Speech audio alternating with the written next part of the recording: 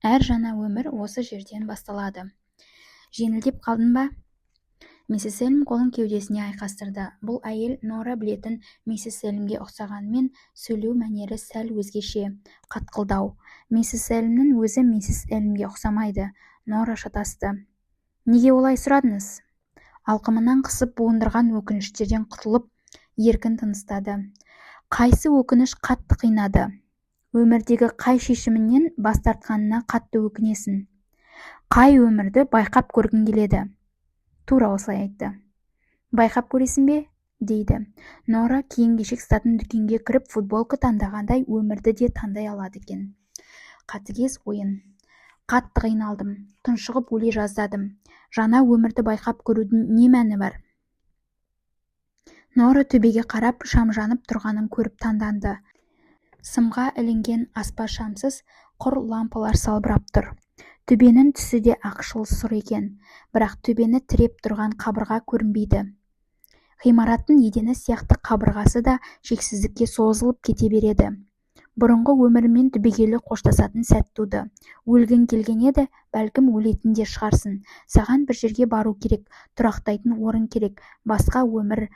Жақсылап ойлан. Мына жерді түн ортасында кітапхана деп атайды, себебі әр жаңа өмір осы жерден басталады. Қазір түн ортасы түнгі 12, бәрі осы жерден басталады. Болашағын дәл осы жерден. Кітаптарда жаңа өмір жасалған. Қазіргі сәттен мүлде басқаша ойлау бастау алады. Кітаптар өткенге апармай ма? Жоқ, тек өткен өміріндегі шешімнің салдарын ғана көре аласың.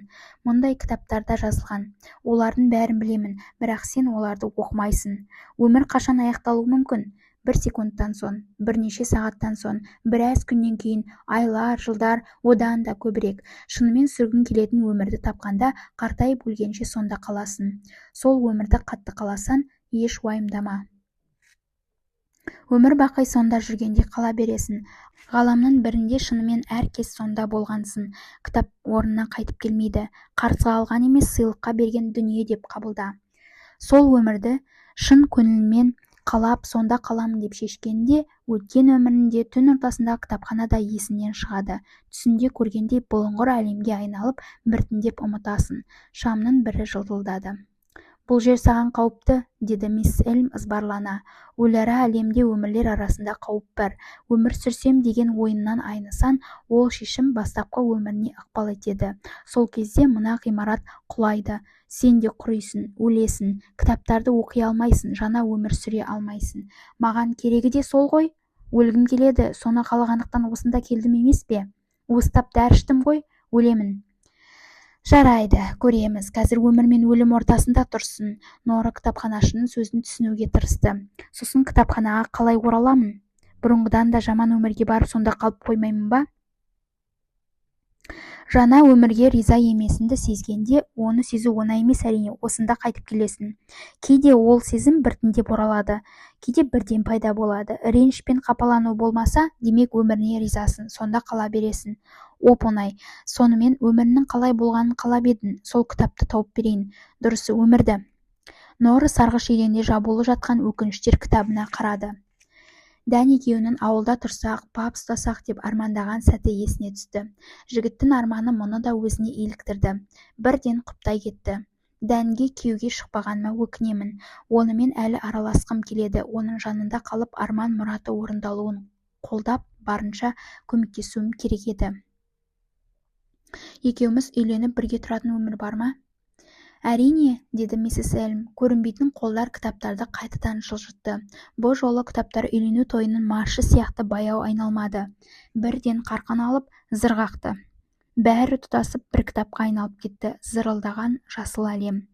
Содан соң кілт тоқтады. Миссис Элм еңкейіп сол жақтағы ең төменгі сөреден бір кітапты алды. Қою жасыл түсті кітап. Нораға ұсынды. Өкініштер кітабымен көлемі бірдей болғанымен, одан әлде қайда жеңіл екен.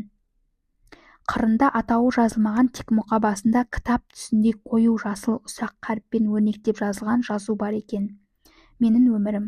Бұл менің өмірім емес қой. Нора, бұлардың бәрі сенің өмірің. Енді не істейсің? Кітапты аш та бірінші бетін қара. Нора солай істеді. Жақсы, деді миссис Элм әр сөзін шегелеп. Енді бірінші жолды оқы. Нора оқи бастады. Нора таза ауа жұтайын деп паптан сыртқа шықты. Қайдағы пап, деп ойлады Нора. Одан әрі ойлануға мұршасы болмады. Кітаптағы жазу иірімге жұтылғандай шыр айналды. Оған қарап тұрған Нораның да басы айналды. Бойын әлсіздік билеп кітапты тастай салғанын біледі. Кітап оқитын шамасы да қалмады. Сәлден соң тіпті кітап та, кітапхана да жоқ болып кетті.